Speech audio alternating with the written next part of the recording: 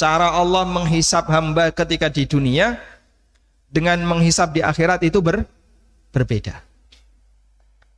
Nah, di akhirat penentu hisap itu adalah di bagian depan. Apik eleke menungso ditentukan di bagian depan. Ketika hisapnya di awal bagus, maka yang lain nanti dianggap bagus. Makanya amal yang pertama kali dihisap amal napa, Pak? Salat.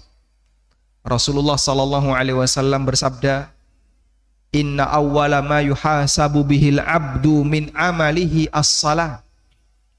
Amal pertama yang akan dihisap oleh Allah dari hambanya adalah salat. Fa in atamma, nek salate apik sempurna, mongko Allah kasih ganjaran yang sempurna. Kalau di dunia berbeda ternyata. Standar di dunia baik dan buruknya ditaruh di belakang penentunya.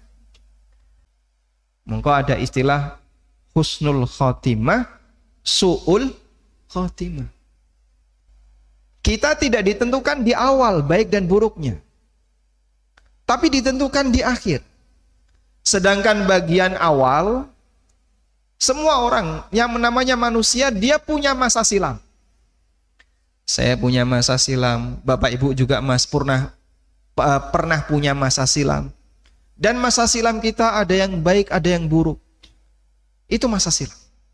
Tapi yang sedang kita hadapi adalah masa sekarang dan nanti ke depan. Tanggung jawab kita yang sekarang sedang kita hadapi dan besok ke depan yang akan kita hadapi. Perjuangan kita sampai kapan? Sampai kapan? Sampai mati. Perjuangan kita sampai mati. Sebab di ujung itulah yang menentukan apakah kita dianggap sebagai orang yang baik di hadapan Allah, ataukah justru sebaliknya dianggap sebagai orang yang buruk di hadapan Allah Ta'ala. Karena itulah para ulama banyak memberikan nasihat kepada kita agar ujung hidup kita dijadikan sebagai ujung terbaik.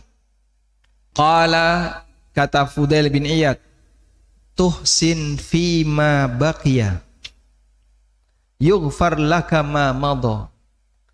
Perbaiki dirimu di sisa usiamu, yughfar laka ma madha, maka akan diampuni untukmu dosa-dosa yang telah lewat. Fa innaka in asa'ta fima baqiya, karena kalau kamu di sisa usiamu rakaruan, masih sibuk dengan perbuatan maksiat, fa innaka in asa'ta fima baqiya fitta bima madha wa bima baqiya. Kowe bakal dihukum oleh Allah dengan dosamu di masa silam dan dosamu yang akan datang. Jadi teori ujung akhir yang bagus itu dijelaskan di sini. Sehingga prinsipnya adalah perbaiki di sisa usia kita agar Allah mengampuni kesalahan-kesalahan kita di masa silam. Karena kita semuanya punya sejarah, punya masa silam yang mungkin nggak bagus. Siapa sih yang nggak punya masa silam? Kita semuanya punya. Orang punya masa silam yang mungkin masa silam itu penuh dengan maksiat, penuh dengan pelanggaran syariat. Tapi sekarang kita bicara saat ini dan besok yang akan datang. Perbaiki sisa usiamu agar Allah mengampuni dosa-dosamu sekarang dan di masa silam. Fa innaka in asa'ta fima baqiya, karena nek awakmu sek bertahan dalam kondisi buruk di sisa usiamu, ukhitta bima baqiya wa bima madha.